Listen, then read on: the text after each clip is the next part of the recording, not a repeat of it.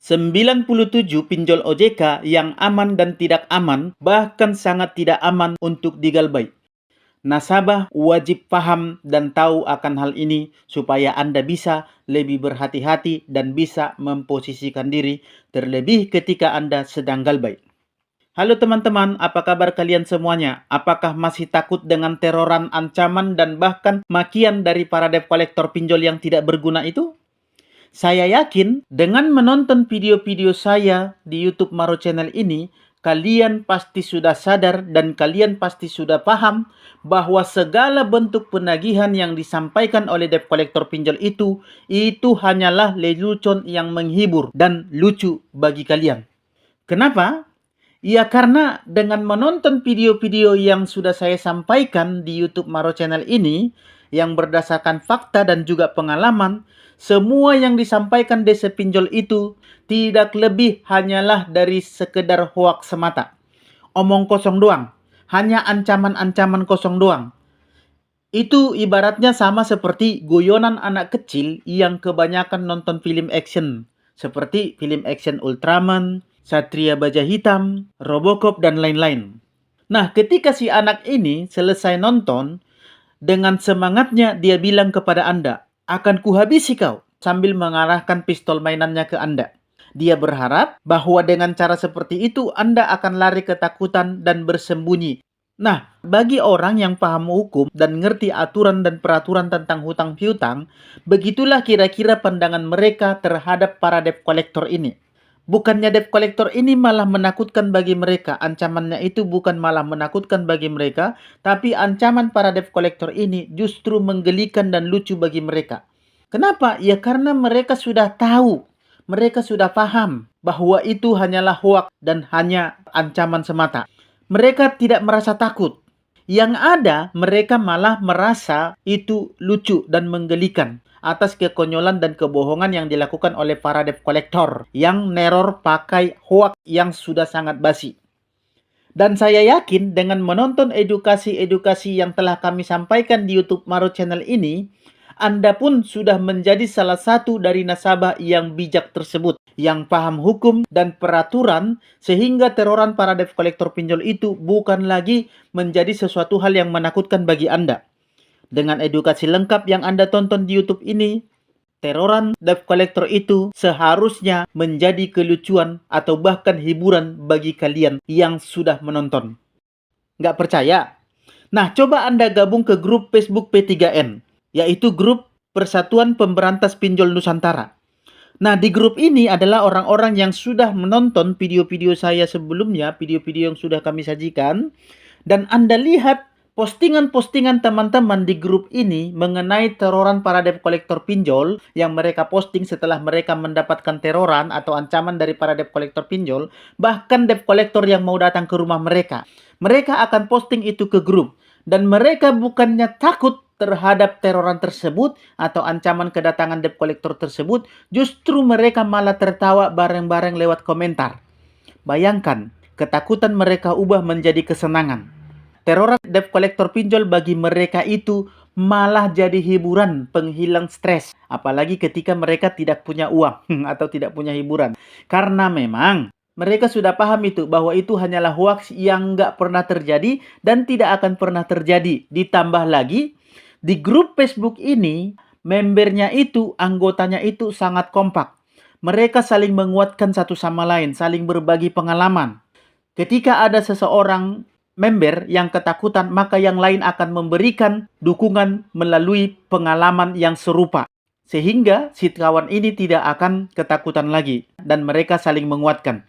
Sehingga semua kekhawatiran yang mereka alami hilang di grup ini ya, maka semakin kuatlah mental mereka untuk tetap galbait. Dan yang terpenting itu di grup ini adalah, ini yang paling perlu Anda ketahui ya. Di grup ini kita mengadakan bagi-bagi rezeki sampai jutaan rupiah setiap bulannya. Bahkan kalau bisa nanti setiap minggunya akan kita adakan supaya semakin banyak orang yang terbantu lewat program yang kita adakan di grup ini. Pokoknya di grup ini semua programnya serba mantap lah. Kalau Anda mau join, Anda boleh ikut join di grup ini. Silahkan klik link yang ada yang sudah saya sematkan di kolom komentar video ini. debt collector pinjol, joki pinjol, jasa hapus data, dan jasa penipuan lainnya dilarang masuk. Karena kalau ketahuan masuk, saya akan langsung blokir. Baik, kita lanjut pembahasan kita. Selamat berjumpa kembali dengan saya Maro di Maro Channel. Jangan lupa dukung channel ini dengan cara like, subscribe, komen, dan bagikan supaya semakin banyak orang-orang yang tertolong. Terlebih mereka khususnya korban pinjol. Mereka akan terbantu untuk melewati masa-masa susah mereka. Mereka akan terbantu untuk terhindar dari teroran para debt collector pinjol yang membuat hidup mereka sengsara. Baik, kita langsung saja. Kita akan bahas 97 pinjol OJK yang saya kelompokkan ke dalam 3 kategori berdasarkan tingkat atau level debt collector yang mereka pakai. Jadi simak baik-baik ini supaya Anda tahu pinjol mana sajakah yang termasuk aman untuk digalbait, yang tidak aman, dan bahkan yang sangat tidak aman untuk digalbait. Aman di sini maksudnya adalah aman dari kunjungan debt collector lapangan. Semoga dengan menonton video ini Anda bisa mengambil sikap Anda, tindakan Anda yang tepat ketika Anda berada dalam posisi mau galbait atau terpaksa harus galbait karena sudah tidak ada lagi uang untuk membayar pinjol. Sebelum kita lanjut, saya akan jelaskan dulu mengenai tingkatan debt collector pinjol berdasarkan cara kerja dan wilayah kerja mereka. Jadi begini teman-temanku. Di dunia perpinjolan itu ada 3 kelompok debt collector berdasarkan tugas dan fungsi serta wilayah kerja mereka. Yang pertama adalah desk collector. Desk itu artinya meja, kolektor itu penagih. Jadi sudah bisa kita bayangkan desk collector itu adalah penagih yang bekerja hanya di balik meja. Kolektor yang kerjanya hanya di balik meja, hanya duduk di kantor saja dan melakukan penagihan lewat online seperti WA, SMS, email, bahkan teroran lewat telepon. Mereka tidak akan pernah datang ke rumah Anda. Walaupun dia ngancam-ngancam akan datang ke rumah Anda untuk menakut-nakuti Anda. Mereka tidak akan pernah muncul untuk menagih hutang di tempat tinggal Anda, di rumah Anda. Jadi pinjol-pinjol yang hanya memakai debt collector jenis ini termasuk aman untuk digalbait. Karena tidak akan ada debt collector yang datang ke tempat Anda. Inilah yang saya sebut kategori 1. Yang kedua adalah debt collector lapangan internal. Debt collector kelompok ini merupakan debt collector yang datang berkunjung ke rumah Anda untuk menagih. Biasanya debt collector ini tergolong masih taat aturan OJK. Karena mereka ini terikat langsung dengan pinjolnya. Ya, karena mereka ini masih merupakan karyawan pinjolnya. Jadi mereka ini ada gaji dari perusahaannya. Dan terikat pula dengan perusahaannya karena mereka langsung memakai identitas perusahaannya. Jika mereka melakukan kesalahan, maka mereka bisa langsung kena tegur. Bahkan perusahaan mereka pun, yaitu pinjolnya, bisa kena disiplin dari OJK. Bahkan kalau sering mereka lakukan kesalahan-kesalahan prosedur dalam penagihan, pinjolnya pun bisa ditutup. Selaku pemberi izin operasional, OJK akan tetap mengawasi mereka sekaligus memberikan arahan yang sesuai dengan prosedur kepada mereka. Jadi galbait di aplikasi online ini, ya, yang punya debt collector lapangan internal ini, termasuk ke dalam kelompok tidak aman untuk digalbait.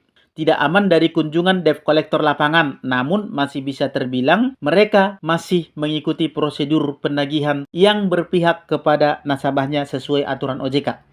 Nah, yang ketiga adalah debt collector lapangan eksternal. Mereka ini adalah debt collector yang datang ke rumah nasabah untuk menagih sama seperti debt collector internal tadi. Namun, mereka ini bukanlah karyawan atau bagian dari pinjolnya sendiri.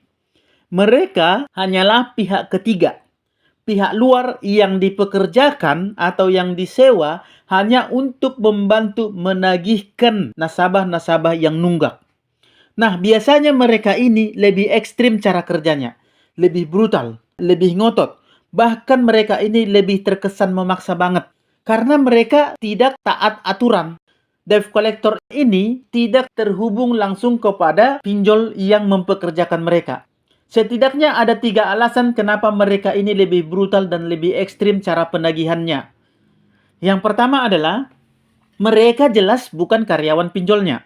Sehingga ketika mereka melakukan kesalahan dalam melakukan penagihan atau bahkan bermasalah dengan nasabah, bahkan nasabahnya melaporkan mereka dengan suatu tindakan yang tidak mengenakan atau yang melanggar hukum, itu tidak akan terdampak langsung ke pinjolnya. karena mereka masih ada perusahaan yang menaungi mereka. Jadi mereka ini ibaratnya adalah outsourcing yang dipekerjakan, tapi bedanya adalah mereka tidak digaji secara langsung. Jadi sehingga mereka bisa bertindak lebih daripada yang internalnya. Yang kedua, mereka tidak ada gaji pokok. Yang ada hanyalah semacam uang jasa. Mereka ini hanya terima semacam uang jasa. Jadi kalau mereka tidak capai target penagihan, bahkan penagihan minimal sekian persen dari target yang telah ditentukan ke mereka, maka mereka tidak akan dapat duit. Mereka tidak akan dapat apa-apa. Mereka habis ongkos, habis tenaga, tapi mereka tidak akan digaji. Sehingga mau tidak mau, mereka ini akan melakukan segala cara untuk supaya nasabah ini bayar. Itulah kenapa mereka lebih brutal. Yang ketiga, kebanyakan yang bekerja sebagai penagih atau jasa penagihan di eksternal itu adalah anggota atau ex-anggota ormas. Bisa dikatakan preman dan lain-lain. Yang dicoba diwadahi oleh suatu perusahaan atau suatu badan yang berbentuk perusahaan dan dicoba dilindungi lewat undang-undang melalui suatu perusahaan supaya kelihatan mereka ini legal. Dan statusnya itu ada. Seperti itulah kira-kira teman-teman. Jadi wajar mereka ini bertindak lebih ekstrim dan cara penagihannya itu lebih keras karena kondisi dan situasi yang saya sebutkan tadi. Nah, dari ke-97 pinjol yang terdaftar di OJK ini biasanya memakai salah satu atau lebih dari ketiga kategori debt collector yang kita sudah uraikan tadi. Dan saya akan sebutkan mereka berdasarkan kategori cara kerja debt collector yang mereka gunakan. Yang pertama adalah, yang akan kita sebutkan adalah list pinjol-pinjol OJK yang paling tidak aman untuk digalbay karena mereka memakai jasa penagihan eksternal, yaitu pihak ketiga. Di antaranya adalah Pinplus, Watas, Pinjam Yuk, Dana Rupiah, Ada Pundi, dan Singa. Nah, pinjol-pinjol ini bekerja sama atau memakai jasa penagihan pihak ketiga. Sehingga galbay di aplikasi ini sangat tidak aman dari yang namanya kunjungan debt collector lapangan. Kedua, kita akan sebutkan list pinjol-pinjol yang memakai atau menggunakan debt collector lapangan internal, yaitu debt collector lapangan mereka sendiri. Di antaranya adalah Kredivo, Akulaku, Indodana, Kredit Pintar, Julo, Rupiah Cepat, Atome, Home Credit, EasyCash, Ivoji, Tunaiku, Line Bank, Aeon, Gojek PayLater, Shopee Pinjam atau S Pinjam. Nah, pinjol-pinjol tersebut tergolong tidak aman dari kunjungan debt collector. Namun, ini masih lebih baik daripada pinjol-pinjol yang saya sebutkan tadi yang memakai penagihan pihak ketiga atau eksternal. Nah, selebihnya adalah pinjol-pinjol yang hanya memakai penagihan debt collector. Dari yang saya sebutkan tadi, dari yang pertama, yang kedua, dan yang ketiga ini, ya, selebihnya itu adalah pinjol-pinjol yang hanya memakai penagihan debt collector. Penagihan yang hanya dilakukan lewat online. Jadi, selebihnya itu terbilang aman dari kunjungan debt collector lapangan. Namun, apapun itu resikonya, ya, apapun risiko galbay, sekalipun Anda mau didatangi debt collector bahkan pihak ketiga yang saya ucapkan tadi, yang saya sudah sebutkan tadi, jika Anda sudah mulai macet bayar pinjol, apapun ceritanya, Anda masih lebih baik langsung galbay daripada Anda tetap bayar memaksa. Karena semua risiko yang saya sebutkan tadi mengenai debt collector atau kunjungan debt collector itu tidak ada apa-apanya dibanding Anda maksa bayar terus. Yang akhirnya nanti Anda akan semakin terbenam di lumpur jeratan pinjol yang sangat menyengsarakan itu. Dan kalau Anda simak video-video saya sebelumnya, tentunya Anda sudah tidak takut lagi dengan yang namanya debt collector. Hanya debt collector, itu Anda tidak akan takut kalau Anda sudah benar-benar simak dan tonton video-video saya sebelumnya. Karena di video-video sebelumnya itu sudah sangat jelas saya sampaikan, saya jelaskan tentang cara hadapi debt collector pinjol, rahasia debt collector, dan drama-drama penagihan di balik itu semua. Bahkan mengenai bunga dan denda yang mencekik ketika Anda galbay, itu sudah saya jelaskan sangat mendetail. Semuanya sudah kita bahas di video-video sebelumnya. Cara hapus denda, cara hapus bunga, cara atasi teroran sumber data, cara hindari teroran debt collector pinjol yang mengganggu dan lain-lain sebagainya, semuanya lengkap di situ ya. Anda tinggal cari. Semua itu bisa Anda dapatkan dari video-video sebelumnya. Nah, silahkan Anda cari di video-video sebelumnya jika Anda belum menontonnya dan Anda baru pertama ini melihat channel ini. Anda cari di akun YouTube Maro Channel ini. Semoga dengan video-video tersebut Anda akan semangat untuk menjalani galbay Anda demi untuk atau supaya terlepas dari yang namanya jeratan pinjol. Semoga bermanfaat bagi teman-temanku sekalian. Tetaplah semangat galbay apapun yang terjadi karena hanya itulah satu-satunya cara untuk bebas atau terlepas dari jeratan setan pinjol yang sangat menyengsarakan. Semoga bermanfaat teman-temanku sekalian dan akhir kata saya ucapkan salam sahabat.